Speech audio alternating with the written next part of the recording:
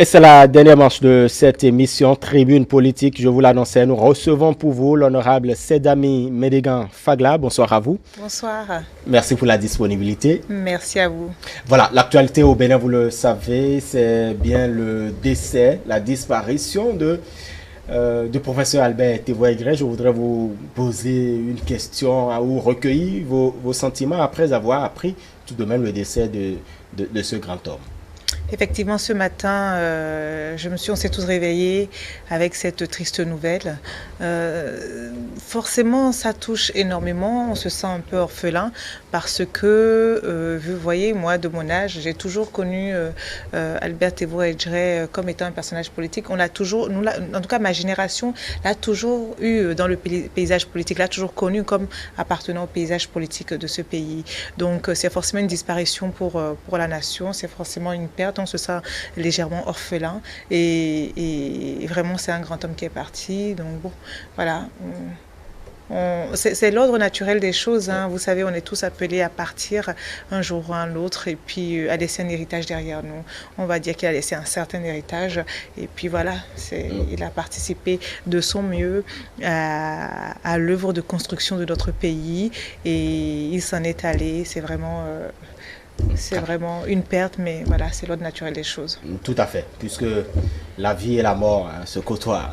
Tout le temps, vous le savez bien. Nous allons parler de ce qui nous rassemble, c'est bien la révision de la loi fondamentale du Bénin, les travaux du dialogue politique, la rencontre du chef de l'État avec la conférence des présidents de l'Assemblée nationale, la remise du rapport par le comité d'experts et la responsabilité donc du Parlement, le Parlement ou les 83 députés qui ont décidé de concrétiser un certain nombre de recommandations issues de ce dialogue politique. Nous avons eu la loi sur l'amnistie et la révision justement de la Constitution du 11 décembre 1990. Comment trouvez-vous déjà les démarches, les différentes étapes observées? Alors, je trouve que ce sont des démarches, toute la démarche, tout le processus est parfaitement cohérent et que c'est une démarche qui est participative, hein, inclusif et qui a permis, qui à l'origine n'avait pas pour objectif de modifier, en tout cas d'amender la Constitution, mais on s'est tous rendu compte à l'issue, en tout cas les délégués pendant le dialogue et à l'issue du dialogue et à travers les recommandations qu'ils nous ont livrées, on s'est tous rendu compte que si on veut mettre en œuvre ces recommandations, en tout cas, si on veut mettre en œuvre la plupart de ces recommandations, il faudra aller à l'amendement de la loi fondamentale. Donc, bon, pour ma part, c'est une démarche tout à fait cohérente, une démarche participative, une démarche parfaitement inclusive. Vous savez, le chef de l'État a convoqué le dialogue politique pour le 10, 11 et 12 octobre 2019 et tous les partis politiques régulièrement enregistrés ont été conviés. Et chaque parti politique avait le droit d'inviter 12 délégués pour le représenter durant les 3 jours, durant ces travaux. Et les délégués nous ont livré des recommandations. Le 12 octobre, on a tous eu le rapport. Et ce qui est appréciable, c'est que les points qui ont été mis, les points qui ont fait l'objet d'un consensus ont été mis en valeur et le chef de l'État a demandé à la conférence des présidents, a sollicité l'Assemblée nationale pour qu'elle puisse jouer elle-même sa partition afin que nous puissions très rapidement mettre en œuvre les recommandations qui ont fait l'objet d'un consensus. Donc l'Assemblée nationale a joué sa partition également. Donc c'est un processus parfaitement normal, parfaitement cohérent et tout à fait inclusif. Et je vous pose quand même cette question. A-t-on violé la Constitution en révisant la loi fondamentale? Absolument pas. D'abord, vous venez d'entendre, on a tous eu la décision de la Cour constitutionnelle qui a dit que nous n'avons pas que, en tout cas, les 47 articles qui ont été proposés, qui ont été modifiés, ont respecté la Constitution. Par ailleurs, il suffit de revenir sur la démarche de l'Assemblée nationale. L'article 154 de la Constitution dit que l'initiative de la révision appartient concurremment au président de la République après décision du Conseil des ministres, et aux membres de l'Assemblée nationale. Cette fois-ci, ce sont les membres de l'Assemblée nationale qui ont pris l'initiative de la proposition de loi, n'est-ce pas? Et ensuite, ce même article 154 dit que cette initiative, cette proposition est prise en considération seulement si les 3/4, il est accepté, il est adopté par les 3/4 des membres comportant l'Assemblée nationale. Et nous savons tous qu'à cette étape, la proposition a été prise en considération, a été votée. La première étape a été franchie. Par les 83 députés ont accepté de prendre en considération cette proposition de loi. L'article 155 dit que en tout cas le référendum, la révision est sanctionnée, validée par un référendum, sauf si la proposition est acceptée par les députés, les députés de l'Assemblée nationale, les membres pressants au 4/5e.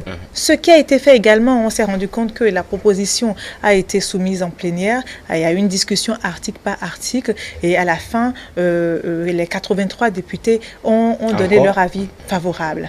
Et l'article 155 dit quoi? Dit que de toute façon, aucune révision ne peut être acceptée si ne peut toucher en tout cas la laïcité de l'État ou le caractère républicain de l'État. Et le président de l'Assemblée nationale a bien pris le temps de vérifier que ces deux préalables et aussi que la proposition ne viole pas l'intégrité territoriale. Le président de l'Assemblée nationale a pris la peine de vérifier ces 3 aspects avant d'ouvrir en fait la consultation en tout cas et les débats en plénière. Donc le processus a été parfaitement légal et la Cour constitutionnelle vient de nous dire, vient de donner sa décision et qui est ce qu'elle est, que le processus a été parfaitement a respecté la Constitution de toute façon et que les articles ne violent pas la Constitution. Très bien. Parlons maintenant du fond. Était-il nécessaire cette discrimination positive? C'est vrai, vous êtes une femme, j'en parle avec vous. Les femmes désormais qui pourront avoir cette chance parce qu'au moins une femme par circonscription électorale. Alors oui, c'était nécessaire. Cette discrimination en faveur des femmes était nécessaire parce qu'aujourd'hui, le constat est ce qu'il est. Lorsque nous faisons le bilan, nous essayons de voir le nombre de femmes qui sont présentes dans les différentes institutions, dans les différents instants de décision de notre pays, on se rend compte que le chiffre reste faible. Et ceci, c'est un déséquilibre lorsqu'on sait que 52% de la population est féminine. On ne peut pas continuer, on ne peut pas aller résolument vers le développement si la moitié des enfants de ce pays ne participent pas comme il faut au débat qui mène au développement. Donc, il était tout à fait normal d'aider les femmes. Vous savez, ce n'est pas la première fois, cette proposition d'amendement, déjà les députés ont déjà pris l'initiative de proposer une loi, d'inscrire dans les lois, dans le code électoral, des mesures en faveur des femmes, n'est-ce pas? Et cette proposition a été cassée par la Cour constitutionnelle qui juge que notre Constitution garantit, l'article 26 de la Constitution garantit l'égalité hommes et femmes. Donc on ne pouvait pas prescrire une discrimination positive en faveur d'un genre ou de l'autre. Donc il est évident que si on veut faire quelque chose pour les femmes, on est obligé de toucher, de réviser, d'amender cet article 26 de la Constitution et d'inscrire clairement dedans que désormais les lois électorales prendront en tout cas des mesures pour aider les femmes. Et c'était parfaitement nécessaire. Et je me rends compte d'autant plus aujourd'hui à quel point c'est nécessaire. Nous ne sommes que 7 femmes à l'Assemblée nationale. Et croyez-moi, ce n'est pas une bonne chose et ce n'est pas facile pour les débats. Très bien, j'imagine. Les élections générales à partir de 2026, pourquoi ce choix? Mais c'est évident. D'abord, le principe des élections générales, le consensus est obtenu sur cette question-là depuis plus d'une décennie, n'est-ce pas? Et ensuite, ça va nous permettre de faire des économies. Des économies en termes d'argent. Cet argent pourra servir à autre chose. Et vous voyez, on est en élection, on est en campagne électorale tout le temps. En 2019, je sors des élections législatives, n'est-ce pas? Et je me prépare déjà pour les communales. Et en 2020, donc dans quelques mois, en 2021, on se préparera pour les présidentielles. En 2023, on a encore des élections législatives. En 2025, encore des communales. À quel moment est-ce qu'on s'arrête, on respire un peu et on arrête d'amener autant de tension dans notre pays? Parce que si c'est un moment de choix, c'est également un moment de tension, de stress. Et c'est difficile pour les politiciens, c'est difficile pour la population, pour nos concitoyens, c'est difficile pour le pays. Il faut trouver un mécanisme qui nous permet de faire des économies, mais également de diminuer un petit peu cette pression qui revient chaque année, d'année en année. Et vous allez voir, nous allons avoir 4 ans et demi de travail, nous allons travailler pendant 4 ans, et pendant une courte période, on va se mettre ensemble pour changer nos dirigeants ou pour choisir les dirigeants du pays. Et ça va durer un petit moment. Et ensuite, on va se reconcentrer et on va faire des économies. Cet argent servira à autre chose, à construire des écoles, à nourrir plus d'enfants à l'école, à faire plus de social dans notre pays. Très bien. Les élections générales, c'est vrai qu'on a tout de même vu que les 83 députés, vous avez décidé de limiter le mandat des députés à 3. Je vous demanderai, vous qui êtes à votre première expérience parlementaire, on vous dit maintenant que vous avez 3 mandats à faire, parce que c'est à compter bien évidemment de 2023. Est-ce que ce n'est pas une injustice quand on sait qu'il y a des gens qui sont au Parlement depuis des années, depuis bien de décennies? Vous voyez, moi je vais vous dire que c'est génial. Et c'est d'ailleurs pour ça qu'il faut amender les constitutions, parce que les générations se suivent, ne se ressemblent pas. Les besoins des générations précédentes ne correspondent pas ou ne sont pas forcément les mêmes que les besoins des générations actuelles. Vous voyez, moi je trouve que c'est génial parce que je suis persuadée que nous devons renouveler la classe politique. Il y a un cycle où il faut renouveler la classe politique. Tout simplement parce que, vous voyez, 3 mandats de suite, ça fait 15 ans à peu près. Au bout de 15 ans, la génération qui vient 15 ans après a des problèmes qui vont être différents des générations précédentes. À part de ce moment-là, il est important qu'à chaque législative, à chaque mandat, on injecte de nouvelles générations en bonne quantité et qu'au bout de 3 mandats, qu'on arrive à des cycles où on a renouvelé en fait d'une certaine manière une bonne proportion des députés. Et ça permet de garantir, de pérenniser la démocratie de notre pays. Ça permet à tous les fils, à toutes les générations de participer au débat et de poser les questions qui les concernent, de mener les combats qui les concernent là où ils peuvent les mener. Donc c'est très important. Et c'était facile pour vous, vous qui êtes, je repose autrement la question, oui. C'était facile pour vous de prendre cette décision, vous qui êtes... Complètement. Mais vous croyez que j'ai envie de passer 20 ans au Parlement? Je pense qu'il y a d'autres passions dans la vie et qu'une fois qu'on a appris le travail législatif, une fois qu'on a participé à mener le débat, il faut laisser ceux qui viennent après nous participer aussi. Parce qu'ils auront des besoins différents de mes besoins à moi. C'est primordial, c'est important. Ça, c'est mon avis. Voilà, vous n'avez pas pensé qu'à vous, qu'aux députés, vous avez pensé à encore plus renforcer la limitation en ce qui concerne ceux qui veulent être président de la République. Le mot « sa vie », c'est ce qui vient s'ajouter à ce qui existait. Oui. Écoutez, nous avons renforcé l'esprit de la Constitution, l'esprit de la loi 032. Nous avons respecté, nous avons renforcé l'esprit de la conférence nationale. Parce que la conférence nationale, ce que nous avons vraiment gagné, c'est cette alternance démocratique au sommet de notre État, n'est-ce pas? Nous avons inscrit dans notre Constitution que nul ne peut faire plus de 2 mandats présidentiels. Mais aujourd'hui, nous avons renforcé cela, nous avons renforcé notre démocratie, nous avons garanti aux générations futures que rien ne viendra troubler leur quiétude, sauf s'ils décident eux-mêmes à un moment, sauf si dans 30 ans, dans 20 ans, ils décident qu'ils ont d'autres besoins et que voilà, ce modèle ne leur correspond pas. Mais au jour d'aujourd'hui, nous allons transmettre ce que les acquis de la conférence nationale, nous allons le transmettre en toute sérénité aux générations futures. Et surtout, vous voyez, nous les mettons à l'abri de toute velléité de s'éterniser au pouvoir, comme on l'a constaté un peu partout dans notre sous-région. Et vous voyez, c'était primordial parce que la révision de la Constitution peut prêter à confusion. Certaines personnes peuvent penser que nous revenons à une autre Constitution et penser que cela remet en fait leur compteur à zéro. Cet article prouve que non, le compteur n'est pas remis à zéro. L'article 2 dit que nous ne sommes pas en train de... que, en tout cas, les modifications... les amendements apportés, ces modifications-là n'établissent pas une nouvelle constitution. Donc, vraiment, c'est clair. C'est clair et net. Très bien. Vous avez pensé aussi à nos chefs traditionnels, la chefferie traditionnelle et tout cela, l'option qui est faite aujourd'hui. Est-ce qu'il y a un objectif derrière? Vous voyez, je dis que reconnaître la chefferie traditionnelle, c'est réparer une injustice qui date de la colonisation.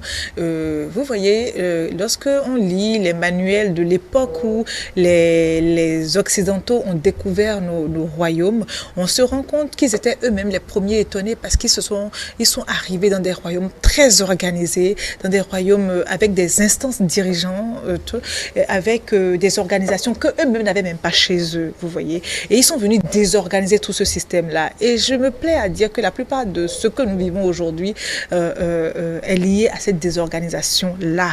Donc, nous venons aujourd'hui, ce que nous devons faire, parce que nous sommes déjà dans un système que nous ne pouvons pas revenir en arrière. Mais ce que nous devons faire, notre devoir, c'est de transmettre au moins de génération en génération nos us et coutumes. Et qui de mieux, qui sont les gardiens de nos us et coutumes? Ce sont justement ces chefs traditionnels-là. Ce sont eux la mémoire de ce pays. C'est grâce à eux que nous nous rappellerons toujours de notre histoire. Et savoir d'où on vient, c'est ce qu'il y a de plus grand, de plus important dans la vie d'un homme. C'est ce qui garantit même la dignité chez un être humain. Grâce à eux, nous n'oublierons jamais d'où nous venons. C'est pour ça qu'il était important de les reconnaître. Ben, il y a quelque chose qu'il faut faire après, parce que tout le monde s'autoproclame roi. Il y a des rois un peu partout. Après, il y a des chefs couronnés, des têtes couronnées partout. Vous savez, la Constitution vient organiser la vie en société en général. Après, la loi vient préciser comment est-ce que cela va se faire, comment est-ce que nous allons vivre ensemble. Donc, c'est un premier pas, c'est un pas très très important parce que l'inscrire dans la Constitution, c'est un geste fort, c'est une manière de dire nous reconnaissons que nos chefferies traditionnelles sont très importantes dans notre paysage, dans notre environnement en tant que nation, et que nous voulons de toute façon trouver un moyen de les inscrire dans notre mode de vie. Et donc ensuite la loi ou les lois qu'il faudra viendront pour mieux organiser tout cela. Très bien. Après la validation de la Cour constitutionnelle, est-ce que la Constitution révisée, la loi 2019-040 a des chances de prospérer au niveau du président de la République? Bon, vous voyez, l'Assemblée nationale a joué sa partition. La Cour constitutionnelle a joué sa partition. On attend le chef de l'État. Il jouera la sienne aussi. On attend toute sa décision. Nous sommes tous suspendus à ses lèvres maintenant. Il est le dernier maillon du processus. Et nous attendons nous attendons en tout cas sa décision. Et quand on parle maintenant de l'aspect développement, est-ce que la loi modificative, ou du moins ce que nous avons désormais, la Constitution révisée, prend en compte l'option de développement? Mais complètement. Vous voyez, la première chose, lorsqu'on modernise une constitution, c'est pour l'adapter aux réalités de la société, vous voyez. Le simple fait d'inscrire aujourd'hui, de constitutionnaliser la Cour des comptes a une importance capitale que nous ne voyons, j'ai l'impression que nous ne percevons pas vraiment. Dans un pays comme le nôtre, où la corruption a longtemps été un mode de vie, aujourd'hui, le fait de savoir qu'il y a une cour des comptes qui doit garantir la transparence des dépenses publiques va dissuader en tout cas, va se dissuader ceux qui ont encore des velléités ou voilà, qui pensent qu'ils peuvent encore d'une manière ou d'une autre contourner, en tout cas, mettre la main, en tout cas, dans notre budget commun. Donc, c'est ultra important. Ça va nous permettre de faire de l'économie, ça va nous permettre des économies, ça va nous permettre ça va nous garantir une transparence au niveau national et au niveau sous-régional et même au niveau international. C'est très important. Et on finira par la ratification ce privilège qui est accordé maintenant au président de la République.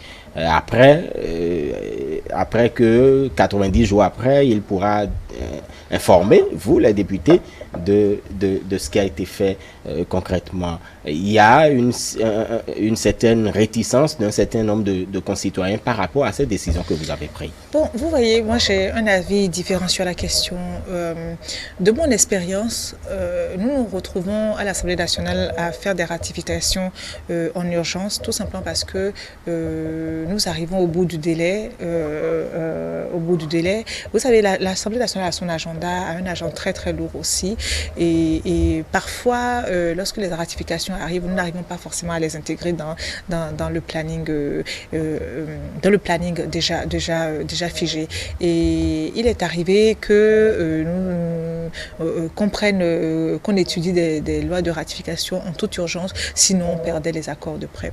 Et je me dis que, vu le nombre de lois de ratification que l'Assemblée nationale a, je ne connais pas combien de lois l'Assemblée nationale a refusé, combien d'accords de prêt l'Assemblée nationale a refusé de ratifier. Il doit y en avoir très peu ou peut-être pas. Il n'y a pas de ce moment-là. À quoi ça sert de priver le chef de l'État de ce privilège-là, d'autant plus qu'ils viennent nous rendre compte. Et vous voyez, ce sont les députés. Alors, je dis souvent que la population a donné une délégation aux députés pour qu'ils puissent ratifier des accords de prêt en son nom, n'est-ce pas? Et les députés sont ses élus. Mais le principal élu, c'est le chef de l'État. Le premier élu, c'est le chef de l'État. Alors, je pense que nous ne prenons pas beaucoup de risques en faisant cela, et d'autant plus que lorsqu'on contracte un prêt, c'est pour réaliser des choses dans le pays, n'est-ce pas? Des infrastructures ou autre chose, ou mettre en place un certain nombre de programmes dans le pays. Ça bénéficie toujours à la population. Donc, je ne vois pas en quoi cela dérange, en tout cas. Très bien, nous sommes au terme de notre entretien.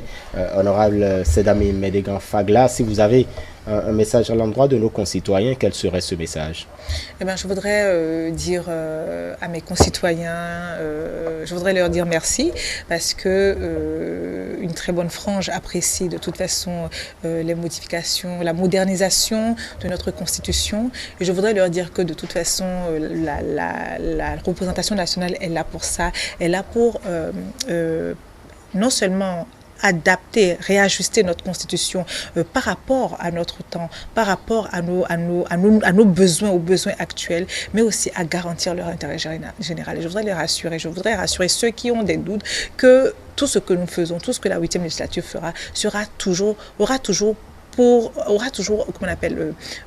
principal objectif de garantir l'intérêt général. Alors la Cour des comptes, les élections générales et toutes les mesures que nous venons de prendre sont dans l'intérêt de notre population. Je voudrais rassurer la population béninoise et leur dire que lorsque nous allons arriver aux premières élections générales en 2026, je suis persuadée que tout le monde sera heureux qu'on ait fait ce choix-là.